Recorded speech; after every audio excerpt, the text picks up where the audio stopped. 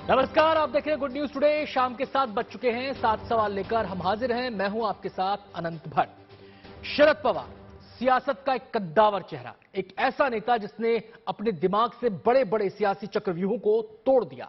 वो नेता अपने ही घर में बगावत को नहीं रोक पाया। उनके अपने भतीजे ने ही शरद पवार के किले में सेंध लगा दी। एनसीपी के इस गृह युद्ध में चाचा भतीजा अब आमने सामने आ गए हैं। भतीजे का यलगार और चाचा की ललकार महाराष्ट्र की सियासत में फिलहाल यही सुनाई दे रहा है। हमारे आज के 7 सवाल इसी मुद्दे पर केंद्रित हैं। नजर डालते हैं हमारे आज के पहले सवाल पर, और हमारा सवाल है, महाराष्ट्र की सियासत में क्या अकेले पड़ गए हैं शरद पवार? अजित पवार ने जिस तरह से बगावत का झंडा बुलंद किया है, उसने सबको हैरत में डाल दिया है। सबसे ज्यादा हैरानी तो इस बात की हो रही है कि अजित पवार ने पार्टी में टूट कर दी और शरद पवार देखते रह गए। हालांकि पवार दावा कर रहे हैं कि वो पहले भी ऐसे हालात से उभरे हैं और फिर से पार्टी को खड़ा कर देंगे।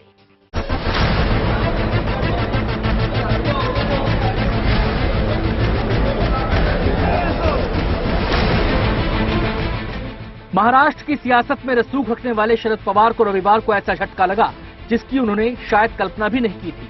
कल उनके ठीक नीचे से उनकी सियासी जमीन खिसक गई जब उनके द्वारा खड़ी की गई पार्टी में उनके ही भतीजे ने सेंध लगा दी और उनको कानों कान खबर नहीं हुई।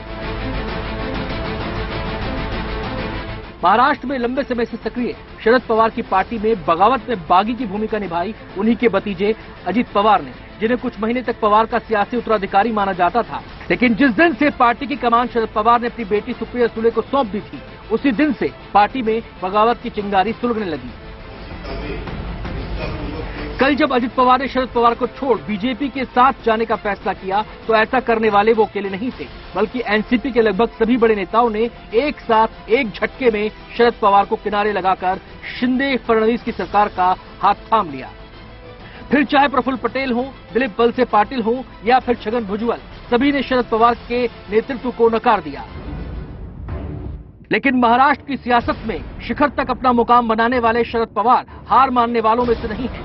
शरद पवार ने दावा किया है कि वो पार्टी को खाक से खड़ा करने की कुव्वत रखते हैं और जल्द ही लोगों को इसका नजारा देखने को मिलेगा।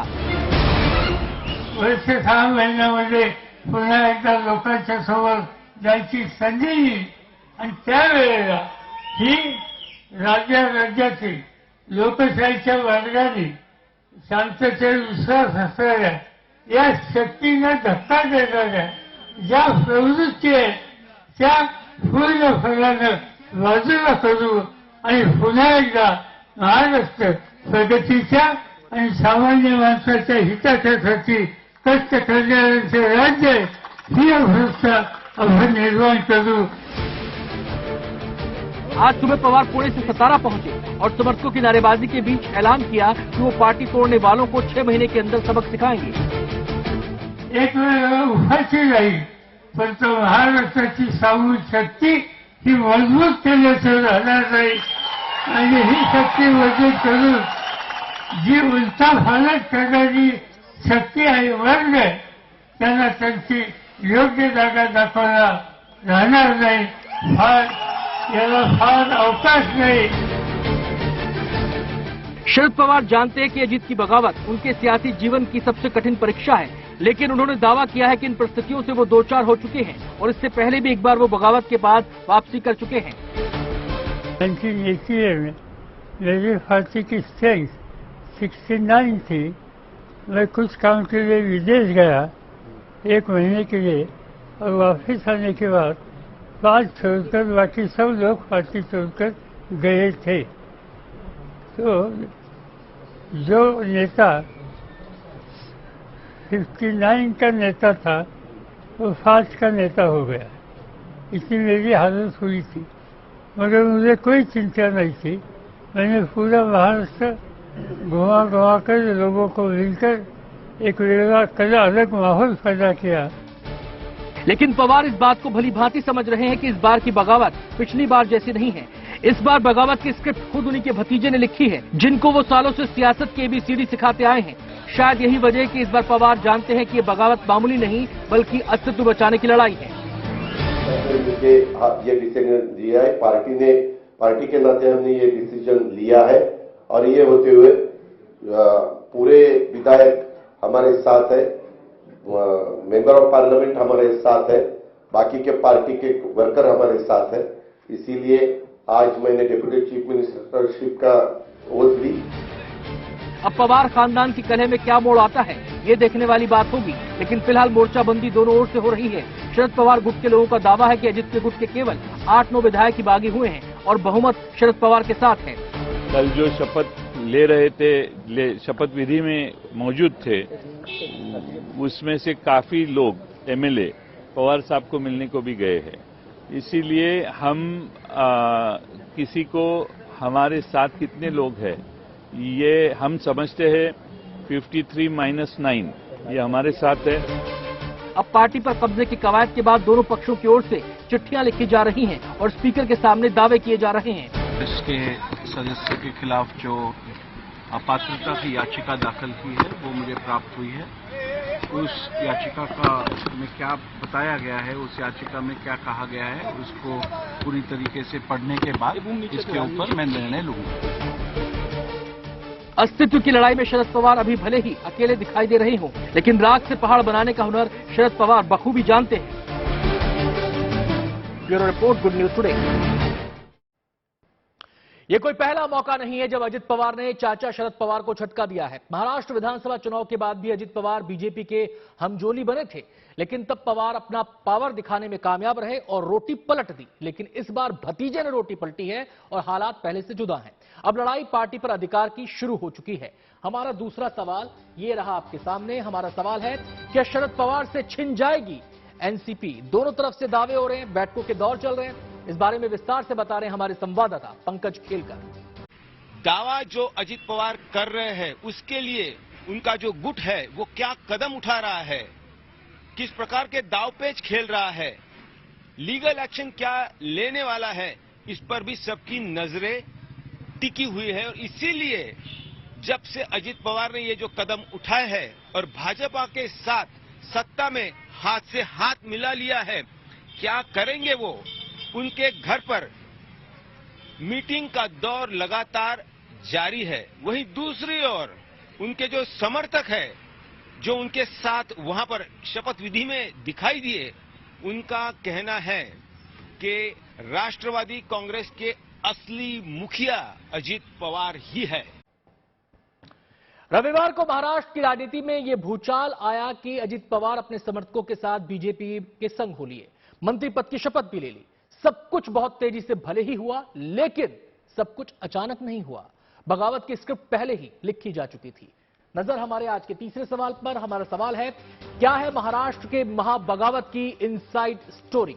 बगावत की खिचड़ी असंतोष की आग पर बीते 4 साल से पक रही थी। 2019 में महाराष्ट्र चुनाव के बाद अजित पवार बीजेपी संग सरकार बनाने के पक्ष में थे। उन्होंने उस दिशा में कदम बढ़ा भी दी, लेकिन पवार के दखल के बाद तस्वीर पलट गई। असंतोष की आग तब और भड़की जब इस साल जून में कमान शरद पवार की बेटी सुप्रिया सुले के पास चली गई।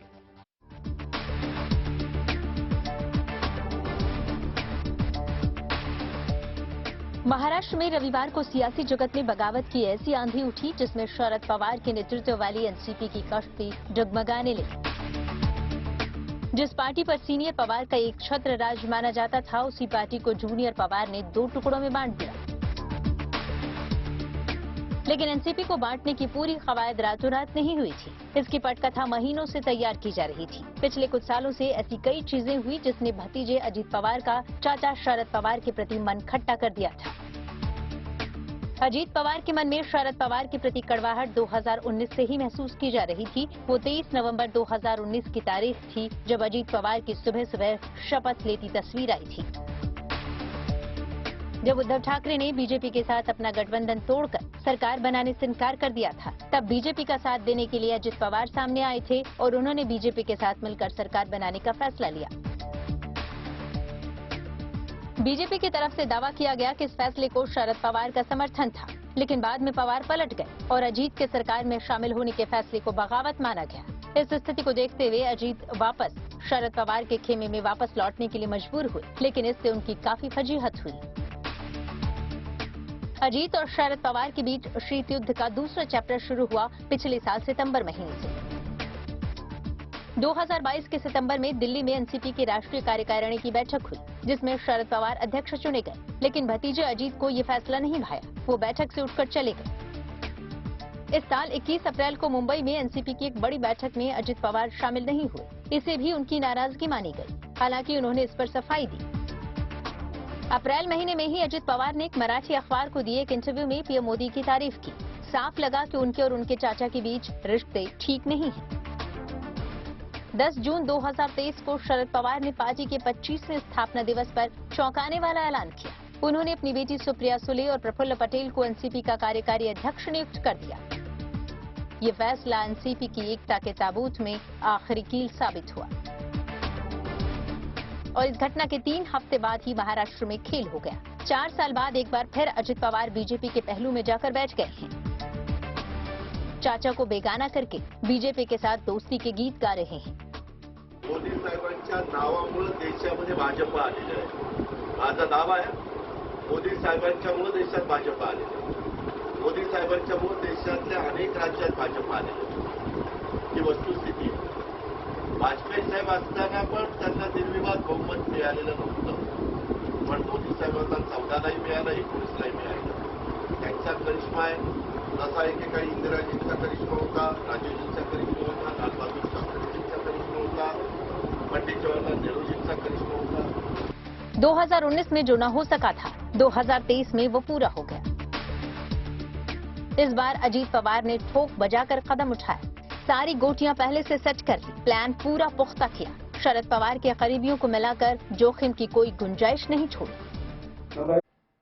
भूचाल भले ही एनसीपी में आया है, लेकिन इसके झटके महाविकास अघाड़ी में भी महसूस किए जा रहे हैं। महाविकास अघाड़ी को यह दूसरी बड़ी चोट लगी है। पहले शिवसेना टूटी और अब एनसीपी बिखर गई है। हमारा चौथा सवाल अब आपके सामने है। हमारा सवाल है, अजित पवार की बगावत महाविकास अघाड़ी के लिए कितना बड़ा झटका है? इस बारे में विस्तार से बता रहे हैं हमारे संवाददाता पंकज खेलकर। महाराष्ट्र में अजित पवार की ये बगावत महाविकास आघाड़ी के लिए कितना बड़ा झटका है। महाविकास आघाड़ी वो शक्ति बनती जा रही थी जो भाजपा को मुंह तोड़ जवाब देगी, ऐसा सबका कहना था। महाविकास आघाड़ी के प्रमुख जो 3 घटक दल है, राष्ट्रवादी कांग्रेस और उद्धव ठाकरे की शिवसेना, सामने आकर अलग अलग सभाएं और ताकत चुनाव में भी दिखाई देने लगी। चाहे वो स्थानिक चुनाव हो, पुणे के कस्बा विधानसभा का उपचुनाव हो, सभी जगह भाजपा को महाविकास आघाड़ी ने शिकस्त दी है, ऐसा कहा जा रहा था। लेकिन अब जो ये बगावत हुई है, महाविकास आघाड़ी छिन्न भिन्न होती नजर आ रही है। कितने देर ये ताकत रहेगी, टिकेगी, ये एक बड़ा सवाल है। क्योंकि महाविकास आघाड़ी के जो प्रमुख 2 घटक दल है, राष्ट्रवादी कांग्रेस और शिवसेना के मुखिया से उनकी ही पार्टी छीन गई है। अजित पवार की बगावत को केवल एनसीपी का मामला कहकर खारिज नहीं किया जा सकता। महाराष्ट्र की सियासत का यह एक ऐसा परिवर्तन है जो तमाम सियासी समीकरणों को प्रभावित करने की कुवत रखता है। महाराष्ट्र सरकार में अजित पवार गुट की एंट्री सत्ताधारी गठबंधन के समीकरणों पर भी प्रभाव डाल सकती है। हमारा 5वां सवाल ये रहा आपके सामने। सवाल है, अजित गुट के सरकार में शामिल होने से महाराष्ट्र की सत्ता के समीकरण में क्या बदलेगा? इस बारे में विस्तार से बता रहे हैं हमारे संवाददाता पंकज खेलकर। अपने चाचा शरद पवार से अलग होकर अजित पवार और उनका गुट भाजपा के साथ सरकार में शामिल होने से महाराष्ट्र की जो सत्ता समीकरण है वो बदल गए हैं। अब तक जो देखा गया है कि भाजपा के साथ एकनाथ शिंदे और जो उनके विधायक है वो शामिल थे, लेकिन अब जो अजित पवार और उनका गुट भाजपा के साथ जुड़ गया है, जो दावा अजित पवार कर रहे हैं कि उनके साथ 40 विधायक है, तो ये भी सवाल अब खड़ा हो गया है कि अब तक जो भाजपा शिंदे और शिंदे गुट पर निर्भर थी, वो कितना निर्भर रहेगी। अजित पवार की बगावत का असर केवल महाराष्ट्र तक सीमित नहीं रहने वाला, राष्ट्रीय राजनीति पर भी इसका असर दिखेगा। सबसे अहम बात तो यह है कि 2024 में पीएम मोदी के खिलाफ किलेबंदी में जुटे तमाम विपक्षी दलों के लिए यह बड़ा झटका है। हमारा छठा सवाल अब आपके सामने है। सवाल है, महाराष्ट्र के सियासी तूफान में क्या बचेगा विपक्षी एकता का किला? पटना की बैठक के बाद शरद पवार ने ऐलान किया था कि कर्नाटक की राजधानी बेंगलुरु में विपक्षी नेताओं का फिर से जुटान होगा। इस बैठक का मकसद आगे की रणनीति का खाका तैयार करना था, लेकिन शरद पवार का अपना ही सियासी कुनबा बिखर गया है।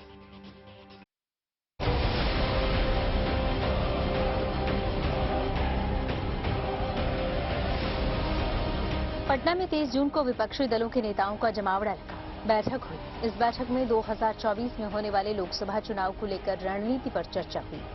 केंद्र की मोदी सरकार को लोकसभा चुनाव में चुनौती देने को लेकर मंथन हुआ। पटना में विपक्ष की 15 पार्टियों के नेताओं को एक मंच पर लाने में बिहार के मुख्यमंत्री नीतीश कुमार तो सफल हुए, लेकिन बैठक के बाद कुछ विपक्षी दलों के नेताओं के सुर बदलने लगे। ममता बनर्जी से लेकर अरविंद केजरीवाल तक का रुख अपने अपने सियासी मुद्दों को लेकर बदला बदला सा नजर आने लगा। यही वजह रही कि विपक्षी एकता को लेकर कई तरह के सवाल खड़े होने लगे। अब महाराष्ट्र में बड़ा सियासी उथल पुथल मचने से विपक्षी एकता पर खड़े हो रहे सवालों को और बल मिल गया है। खास बात यह है कि यह सियासी उथल पुथल उस शरद पवार की पार्टी एनसीपी को लेकर मची है, जिन्हें विपक्षी एकता का एक मजबूत आधार माना जा रहा था।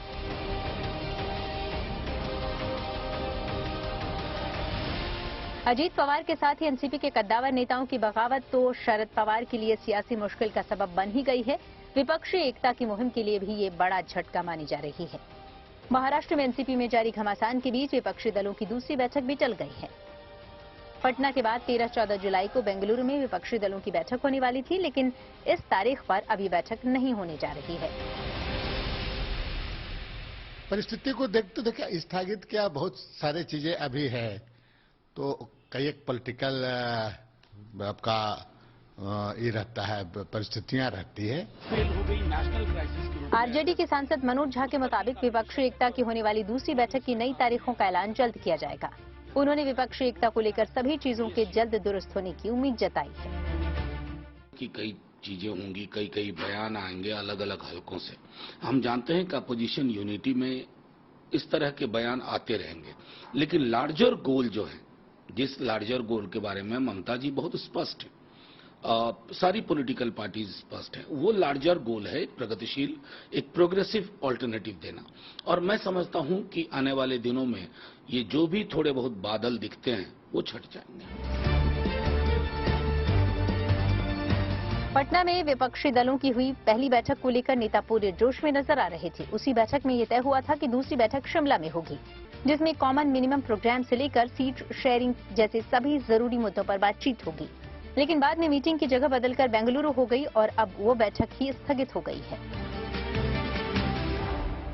लेकिन हम कोशिश करेंगे कि 13-14 के अंदर ही वो एक जगह बिठाने की। सर बेंगलोर में ही होगी? सर बेंगलोर में ही बेंगलोर में ही होगा।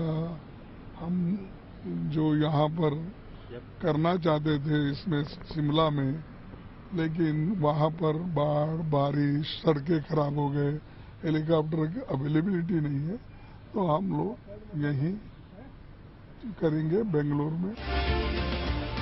हालांकि विपक्षी दलों की होने वाली दूसरी बैठक के टलने के पीछे बिहार विधानसभा के सत्र के साथ ही ममता बनर्जी और एम.के. स्टालिन जैसे विपक्षी नेताओं की कुछ मजबूरियां जताई गई हैं। लेकिन इसके पीछे एनसीपी में हुई बगावत की घटना अहम वजह मानी जा रही है। ट्रेन उनकी चल रही है, विपक्ष का जो ठगबंधन है, अब उस ठगबंधन की ट्रेन से कौन कौन बीच में उतर के गायब हो जाता है, ये तो जो बना रहे हैं वो जाने। बीजेपी तो पहले से विपक्षी एकता की कवायद पर निशाना साधती रही है। दूसरी बैठक चलने को लेकर वो अब चुटकी ले रही है। लेकिन विपक्षी दलों की पटना में हुई बैठक के बाद जिस तरह सियासी हालात बदल रहे हैं, वो विपक्षी एकता की कवायद में जुटे नीतीश कुमार और शरद पवार समेत बाकी नेताओं के लिए भी चिंता का सबब ही नहीं, बल्कि किसी झटके से कम नहीं है। Bureau report, good news today. BJP को सत्ता से बेदखल करने के लिए विपक्षी एकता बिगुल पिछले दिनों पटना में बजा। 15 पार्टियों के दिग्गजों ने इस बैठक में हिस्सा लिया और एक सुर में मिलकर साथ लड़ने का ऐलान किया। लेकिन अगली बैठक होती उससे पहले ही कहानी में महाराष्ट्र वाला ट्विस्ट आ गया। अब बीजेपी कह रही है अगला नंबर बिहार का है। हमारा 7वां आखिरी सवाल अब आपके सामने है। सवाल है, महाराष्ट्र की बगावत के बाद बिहार की सियासत में क्यों आया उबाल? आइए देखते हैं बिहार में कैसे गरमाया हुआ है सियासी पारा। बिहार में भी बगावत की स्थिति बन रही है, क्योंकि नीतीश कुमार ने पिछले 17 साल में कभी भी विधायकों और सांसदों को कभी मिलने के लिए 1 मिनट भी समय नहीं दिया। साल और विशेष करके जब से नीतीश कुमार ने राहुल गांधी को एक प्रकार से अगली लड़ाई के लिए नेता स्वीकार कर लिया और तेजस्वी यादव को अपना उत्तराधिकारी बना दिया, तब से जनता दल में विद्रोह की स्थिति है। कोई भी जनता दल का विधायक सांसद न तो राहुल गांधी को स्वीकार करने के लिए तैयार है और न ही तेजस्वी यादव को। तो इसी स्थिति में जो खलबली मची हुई है, इसे नीतीश कुमार घबराए हुए हैं। प्रधानमंत्री जी नरेंद्र मोदी जो है अजीत पवार के भ्रष्टाचार को लेकर के जिंदगी इनको जेल में खटेगी, या मुशर्रफ करके जो एक नेता गए हैं जिनके शुगर मिल पर छापा पड़ा, ईडी ने उन पर मुकदमा चलाया, ये साफ दिखाई दे रहा है कि किस तरह की सरकार जो है नरेंद्र मोदी चला रहे हैं। इस तरह की राजनीति जो है जो देश में हो रही है उसको कोई मतलब नहीं है देश से, सिवाय इसके कि वो सत्ता में किसी न किसी तरह से बने रहना चाहते हैं। इसका उदाहरण है जो कुछ महाराष्ट्र में हुआ है। वह कार्यक्रम में आज इतना ही।